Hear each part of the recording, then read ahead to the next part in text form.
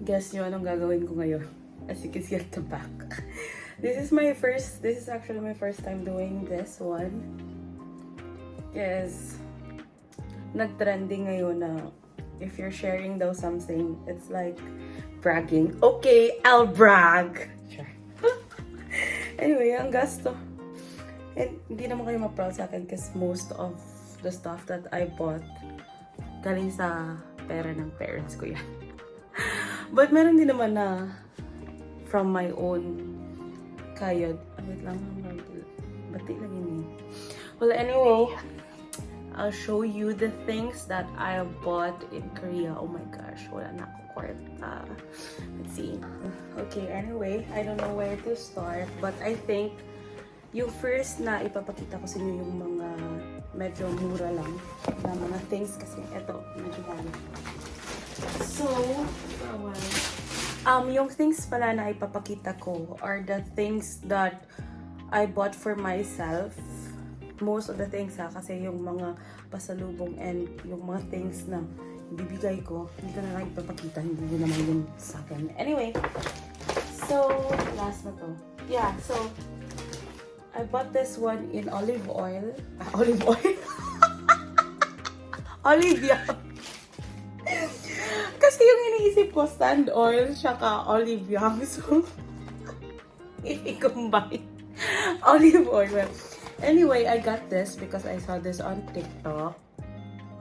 It's like a, I don't know, I think this one is a tea. It's tea. Yeah. May free siya. Meron dalawang options. Yung isa, ganito lang yung box. Yan, tapos yung isa ganito. So, it's, wait, asan ba yung English? Yeah, walang English na. Basta nakita ko lang sa TikTok. It's for fat burning, for metabolism, something. So, I'll try kasi mataba tayo, guys. So, try ko to. I was actually planning to buy 2 boxes since matagal pa ako babalik. Wow, mabalik pa. Hindi sa Korea, ha? Wait. First time in here. This is my first time to usually lag-lag. First time ko to na nasa room lang ako and then parang kinakausap ko yung staff ko. Okay, so I was planning to buy 2 boxes since matagal pa ako babalik sa Korea. But then, my dad keeps on complaining. Like, ang dami na natin binili. Paano na yung baggage? Yan. So, isa lang yung box na binili ko. And then, wait. I also bought like a lipstick. A lip balm for a while. I'll try to look for it. Now, I found it. This one. I bought this one. Because nung nasa Korea kami, ang dry ng lips namin because cold doon. So, I bought this one. I bought 2. Yung isa sa mom ko. And then, so far, so good din naman siya. From Tony Moly. Strawberry jelly. Ito daw yung best seller nila. And ano pa yung binili ko doon sa Tony Moly? Yeah, parang ito lang. And then lip balm. 2 of these and then lip balm. And then yung isa na lip tint na gusto ng ni Mom Don's. And I also bought this one. Sa pharmacy ko to nabili kasi nakita ko sa TikTok na usually mas maganda if pupunta ka if you have like acne, pimples, ganyan. Mas nice na pumunta ka sa pharmacy instead of going to Olive Young, ganyan. So pumunta ako sa pharmacy, like small pharmacy lang siya, hindi siya like kasi nawala kami. And then nakita kong pharmacy and I was thinking, maybe I should go inside and ask ano yung good sa stretch marks. Kasi before wala akong stretch marks. I mean, meron akong stretch marks sa body, but here sa lower belly ko, wala siyang stretch marks.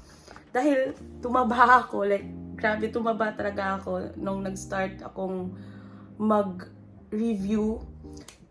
Malaki talaga yung ginain ko na weight. So, nagka-stretch marks ako dito sa lower part of my chan. Medyo madami siya and hindi ko nagustuhan. So, I was trying to look for a product na good siya sa stretch marks. I already tried 2 products but not effective for me. So, nasa Korea na ako. So, I grabbed the opportunity to buy. So, I bought 2 of these. Yung isa nagamit ko na, hindi ko na makita na saan. So, sasabihin ko lang if effective siya. And then, the next thing that I got is this one. Ay, no. Later na to. Ito, yung first day ko. Ito yung nabili ko. I was planning to wear this one with a skirt. And then, meron akong meron akong parang, basta. But, hindi ko siya na-wear kasi yung skirt na nabili ko sa H&M, gutok. Tight. Hindi siya kasya sa akin, but I bought this. I think this one cost 1,600 pesos. Yeah. Yung mom ko, bumili din siya ng sandals niya. But, nasa kanya yun. Wala na dito. Next, oh my gosh, nakakapagod pa lang gawin to. Okay.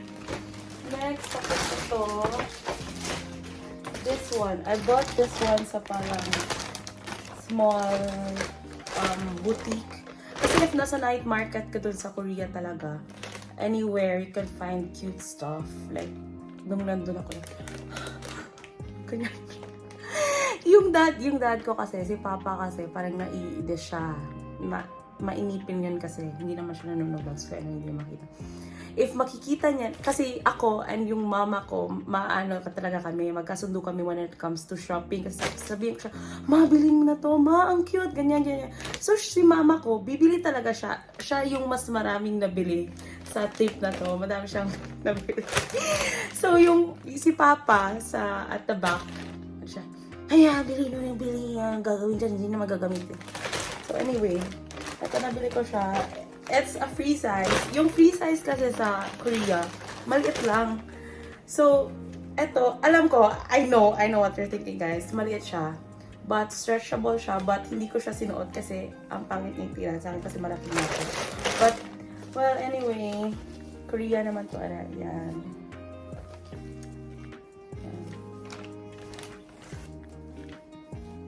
This one. And then, ito yung inner niya. Alam niyo guys, 90% ang laman ng closet ko, mga clothes na susuotin ko pag pumayat na ako. So, most of my clothes, hindi kasya sa akin. Well, anyway, next. Yung mom ko bumili din ito, but walang inner. Yung parang, lang siya, cardigan. Next.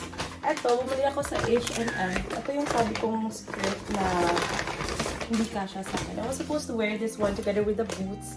And then, meron akong top na cardigan na ganito din yung color. This one cost 4,900 won. I don't know if there's a peso.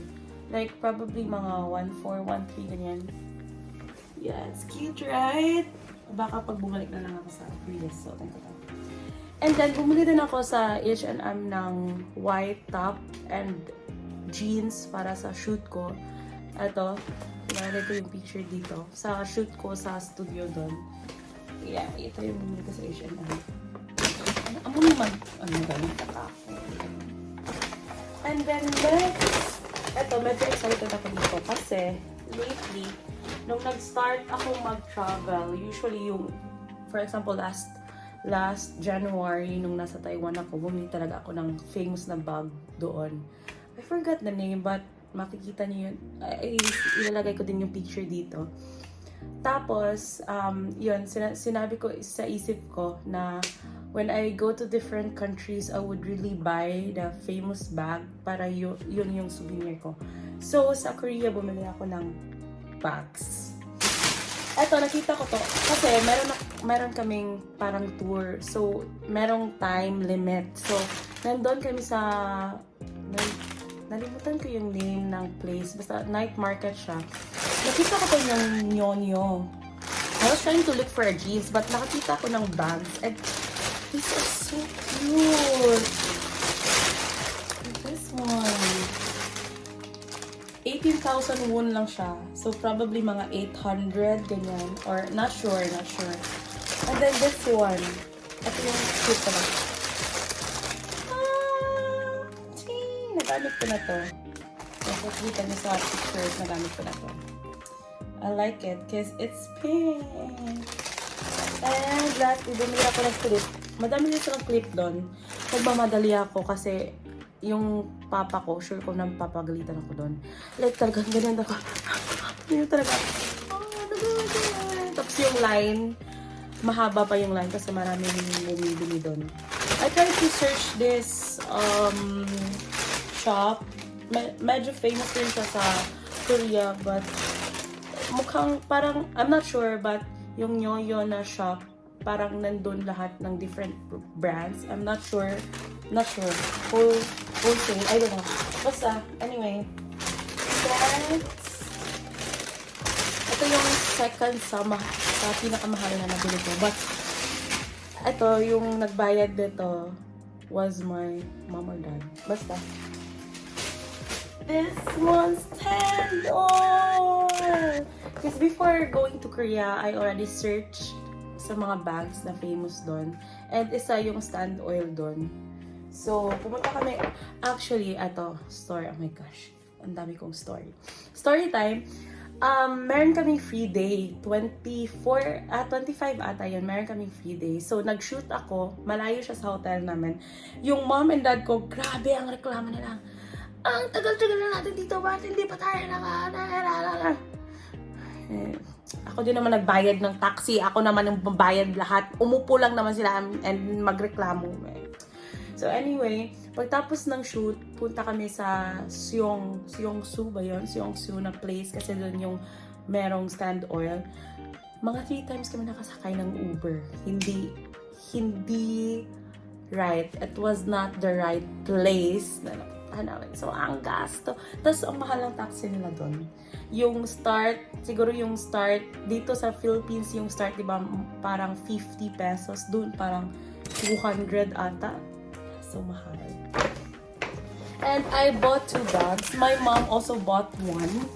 Actually, yung bibilin ko talaga, sold out siya. But this one, yung isa is for my head nurse. I'll give this to her as a gift. And this one is mine, so I'll open mine. Yung sa akin, color white. Yung sa head nurse ko, color blue siya, sky blue. I have a video of it. I'll try to put it here. So, ipapakita ko sa inyo. Hindi ko pa siya na-open. But cute siya. Oh, wow.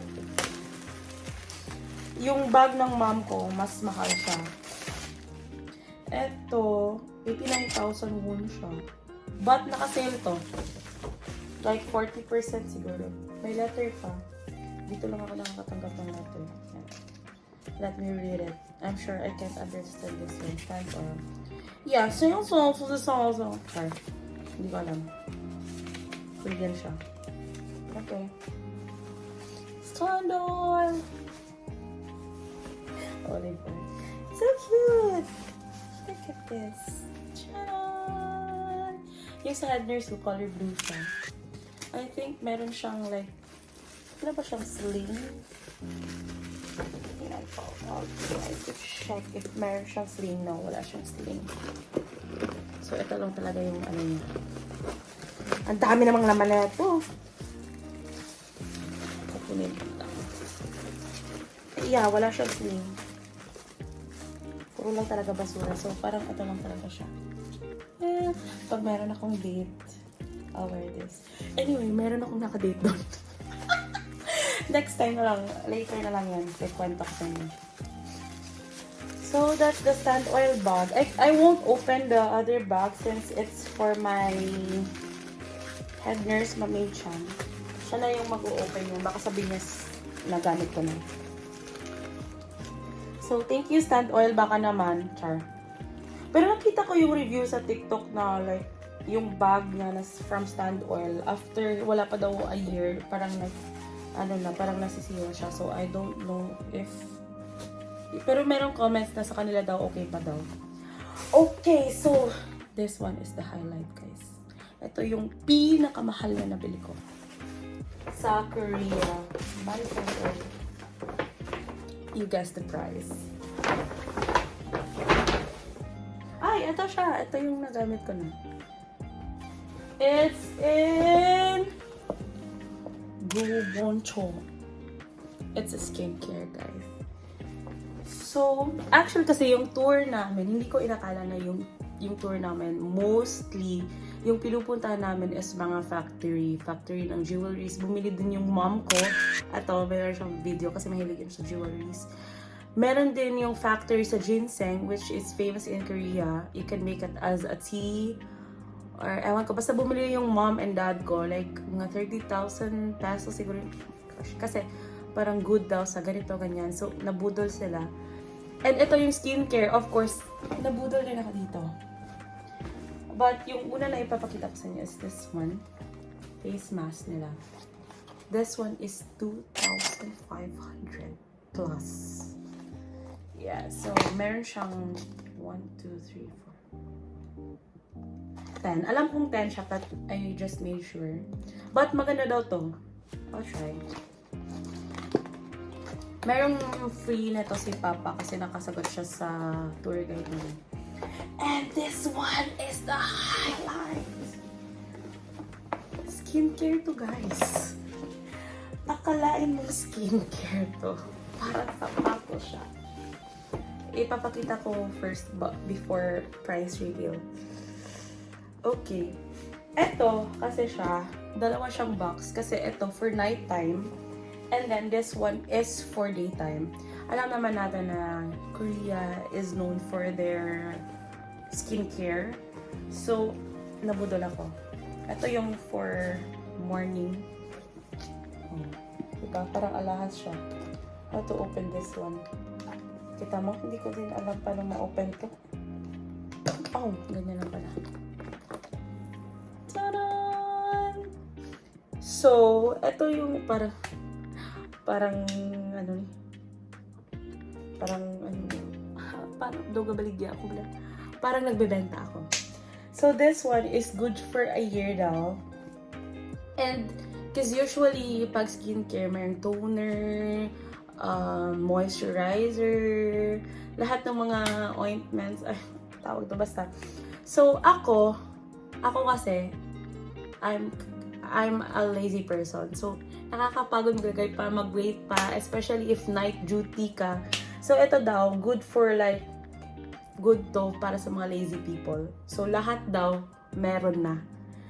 So, yung gagawin mo lang is to wash your face with water and then you put this one and sunscreen, that's all. So, para talaga siya sa akin. Yeah, I'll try to open this one. Papakita ko sa inyo.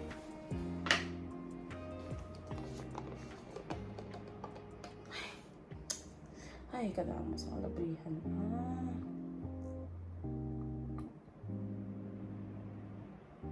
Oh. Ay, amo na. Ito yung mga nakikita ko sa online. Ito siya, para siyang meron siyang dots. Yeah. So, this one is for the daytime. Daytime siya. Hindi ko pa siya nami-use, obviously. Kasi, I need to finish my skincare pa na natira before using this one. Okay, next. Ito naman yung para sa nighttime. Guys, hindi ko na alam kung saan ko ilalagay di. Madami ng stuff yung room ko. Well, anyway, magta-transfer din naman ako. Ay, next. Okay, next. Ito yung nighttime. Let's open this one. So, 2021 awards. Okay, let's open. Ta-da!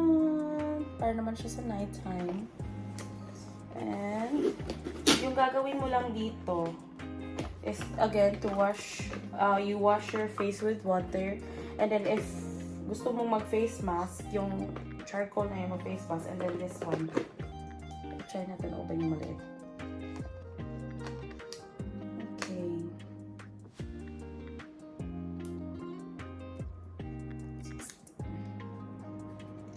Yeah, it looks like this.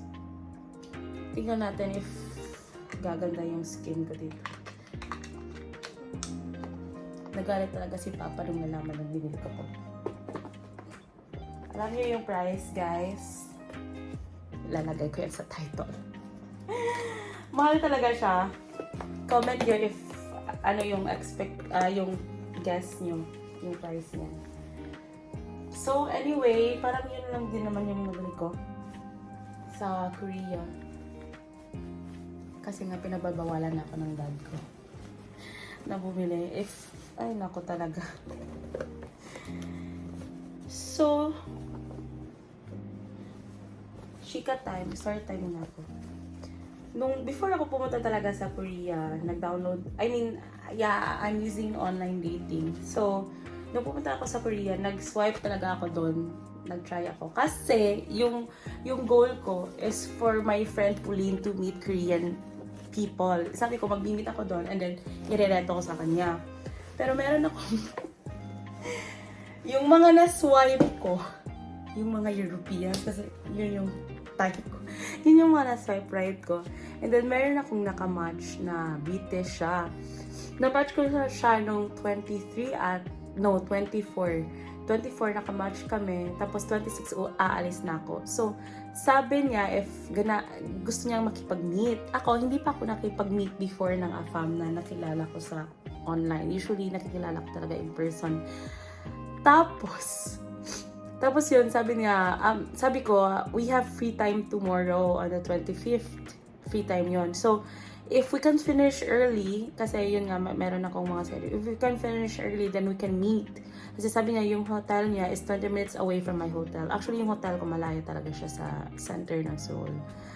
So, ayun, akala ko talaga, usually kasi yung mga AFAM, parang paasa sila makipag-meet. So, hindi ako na-expect na mag-meet talaga kami. So, ayun, nung gabi ng 25, nakauwi kami ng mga 5 p.m. na siguro. And then, he told me na kakain pa daw sila. And he thought na I was gonna finish earlier. Sabi ko, I'm sorry, I didn't expect na yun, matatagalan kami kasi naligaw nga kami ng beses. Tapos, sabi ko, matutulog na ako and I'm so tired. Siya, okay, probably tomorrow. So, 25 yun. So, 26, aalis kami. But aalis kami late, 11 a.m. And then, sabi ko, mag-open yung cafe at 9. So, 11 aalis. So, we only have 2 hours. Yeah. So, yun, early siya nag-wake up and then sabi niya, if pupunta na siya, sabi ko, yeah, I'm good. Yan, ganyan. It's okay with me. Ano siya. Tapos, ayun, pumunta nga siya sa hotel, but nakarating siya sa hotel namin mga 10 na. So, we only have 1 hour. So, yun, kinakabahan ako. So, nag-meet kami. British siya. Yeah, the accent was so good. And then, medyo red flag lang kasi, usually kasi, I don't know, this is kind of an issue right now sa dating. Kasi usually talaga yung guy talaga yung mag-pay during the first date, right? And he didn't pay for me. Okay, I have money, hello. But, parang hello, gusto mo magpakita ba? Anyway, yun nga. So, na-late ako bumalik yung bus. Yung bus is nagwi-wait na. Yung mama ko, nakita kami from afar. Sabi ng mama ko, dali na! That means, let's go. And then, he told me, yung kadate ko, I think you need to go because your mom is already angry. Pero ngayon, nag-chat pa din siya. Anyway. Yeah, that was all the things that I bought in Korea. Segway lang yun. So, usually yung nagawa talaga namin doon for 3 days straight was shopping lang talaga. Parang hindi kami nakapunta sa mga nice place. Siguro na yung Palace, Hanbok, and Nami Island, yun lang. And the rest, yung tour namin is bili ng ganito, bili ng ganyan. So, anyway guys, thank you for watching. This is my first time to do the shopping haul. So, if you think that I'm bragging, go think about it, girl. Oo, padayaw na ako, padayaw. I don't care, I'm just sharing. So, yeah, this is your sign to... doon ako ginagasto. Si mama na si papa na makal. Gamay na ako nagasto. Well, anyway, thank you guys for watching. Thank you for wasting your time watching my vlog. Wala, guys.